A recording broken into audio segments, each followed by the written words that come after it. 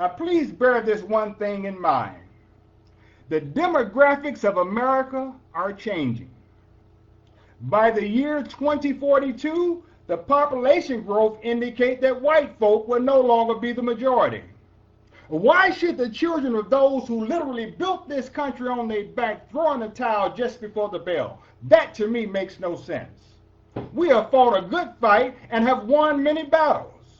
Black folk, slaves, and freemen paid for our freedom with their blood, sweat, and tears. Look, they thought we were worth saving. That's why we are here in 2015.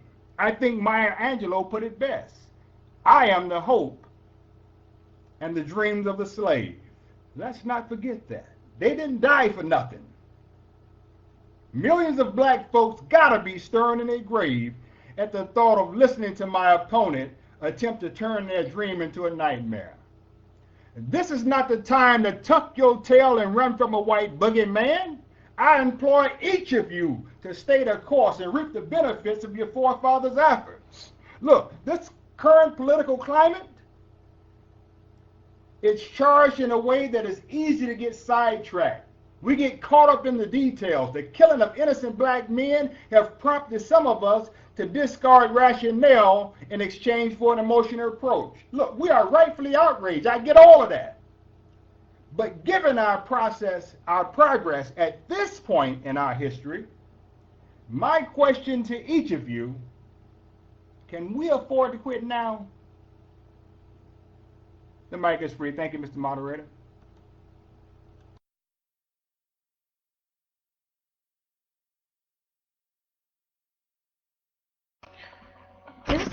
To my opponent, this is in no way, shape, form, or fashion ducking our tails or hiding or being afraid of the white man. This is simply saying that a system of white supremacy does not work. When black people have gave the appearance of political power, white people redraw the lines. So how is it that we've integrated when those who are over us or controlling us or who have sought to colonize us have the power to redraw, to reshape, to reform whenever, wherever, and however they want? So that is not, equality. They get to redraw it as they see fit. When black people gain any type of economic or political power, they redraw the lines. That's not fair. That's not equality. And it certainly is not integration. To me, which is what I started and led my point with. We have been a colonized people. From slavery into colonization is not freedom. We live in a country where the judicial system is the attack. It's like terrorism for black people. It's not a fair system. So how has integration or non-segregation helped black people, whether you go to school or not? A lot of educated blacks have ended up in prison.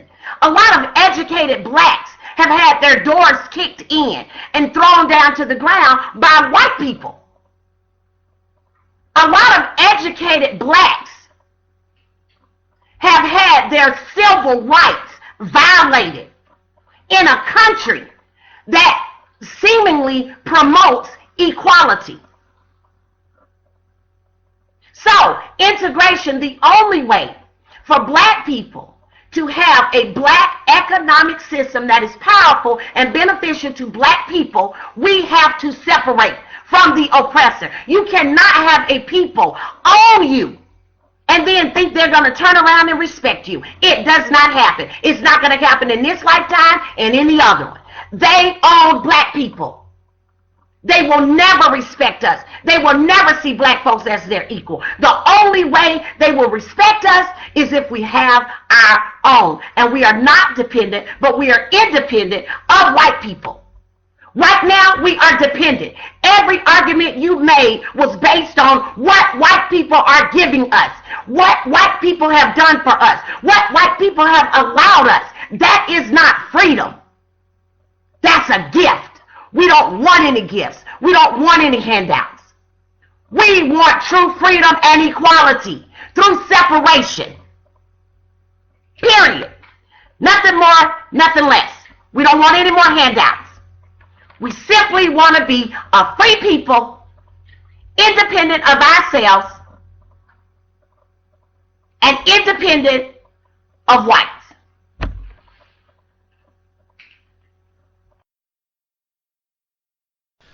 All right. We're now going to segue off into our closing arguments. So this is the part where you better drive your point home. 5 minute maximum in presenting your closing arguments. Good luck. Brother Soul Power, please step up. Thank you, Mr. Moderator. You know, my opponent has said a lot of things. Some true, some not so true. No one said that either integration or separation was a permanent condition. Things change, but everything have a season.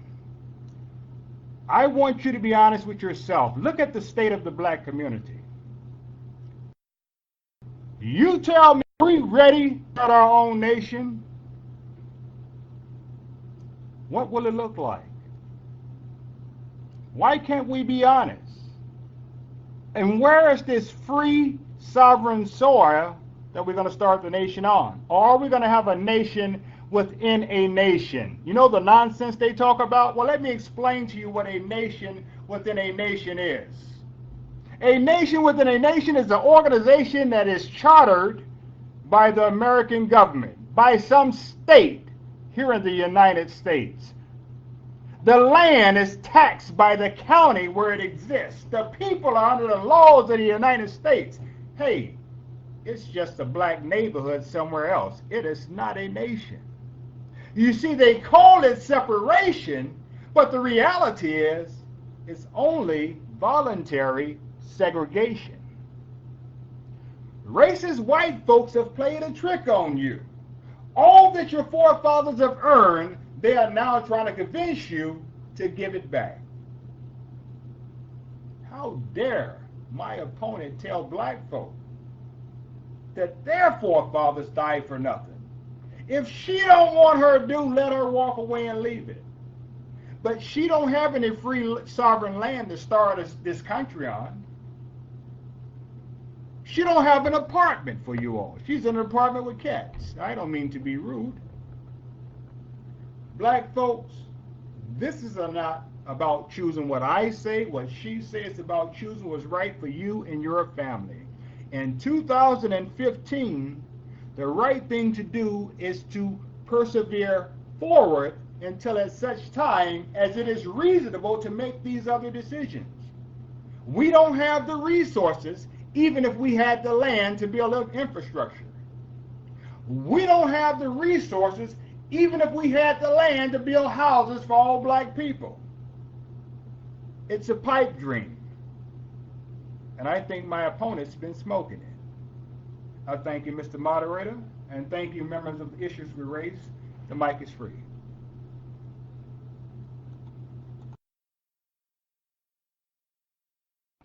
Well, I think my opponent is hell-bent on speaking out of emotions and opinions while I'm basically giving you facts. So let me give you another fact. I live in a 5-bedroom home with 2 dogs, not an apartment with 2 cats. Just want to point that out to you. Now, let me give you another fact. We can look at what is the plan. If we wasn't ready yesterday and we're not ready today, when will we be? It's about getting ready. No, I don't think so. We are already ready. The slaves were not ready, but they got ready. Okay?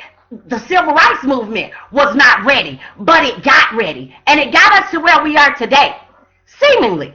The job that you brag about was off the backs of the civil rights movement. Not because white people gave us anything, but because we were willing to fight and die for it. So if we wasn't ready yesterday, when are we ready?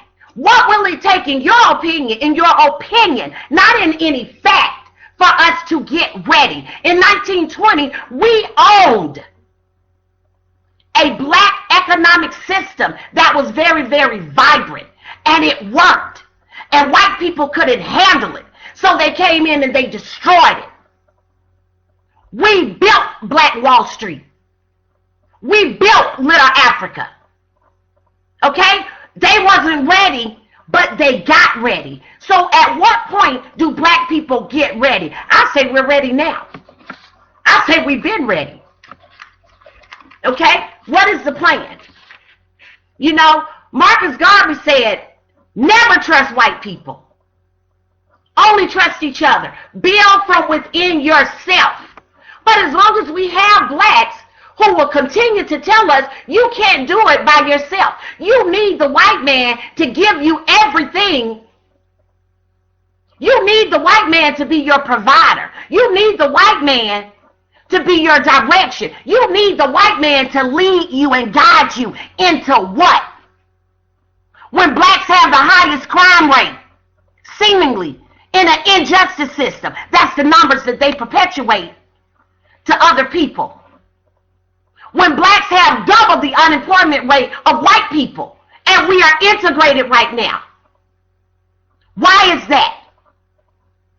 Do you think that would be the case if we had our own, if we were dependent on each other? Do you think we would have a high crime rate? Do you think we would have black people being shot down as if they're animals in a empowered black economic system that's controlled by blacks for blacks? I say you get off the white man titty. It's time to stand on your own. Cut that umbilical cord. Stand on your own 2 feet. Be the man God created you to be. Breastfeeding is over. It's time for black people to stand for themselves and do for themselves. And we have the power and the strength to do it. All we need is some willing participants. That's it. I can tell by your speech you're not one of them. But for those of us who are ready, it's time to move on. Build our own economic infrastructure for black people. We can do it. There is no time to get ready. We're already ready. It's time to move forward. How? Well, we have to have land. We put our economics together. We buy land. We buy factories. We buy industrial areas. We build an economic system, and we can do it. We spend the most money of any other race of people. We are the biggest spenders. So why couldn't we do it? Why not? It's people like my opponent who just don't believe in black people out of fear, out of dependency. And that fear will keep us enslaved and colonized to the white man. I rest. All right, there you have it, folks. Debate Tuesdays in Issues with Race 01. Debate Tuesdays in Issues with Race 01. We're now going to segue off into our question and answers. So what I'm going to ask is for 5 people maximum to put their hands up if you have questions. The first 5 are the ones that will, and there it is there. Sorry, folks, we got to cap it at 5. Okay, well, I'll make an exception. We'll cap it at 7. What I'm going to ask is for you to present your question, and to whoever it is you want to present the question to. And then also, if the other opponent wants to weigh in on the question, then I will allow that chance to happen for them as well. So I'm going to call up Unpredictable. Ask your question, and we're going to allow 2 minutes for each contestant or each contender to respond. 2-minute maximum response. Okay, so Unpredictable, come up with your question.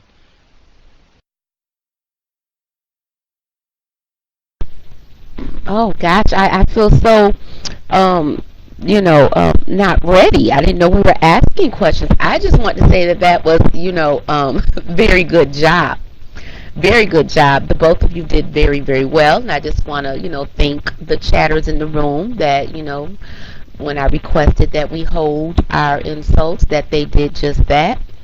So I will relinquish the mic and turn it over to Gula, and maybe I'll have a question. I'll think of one.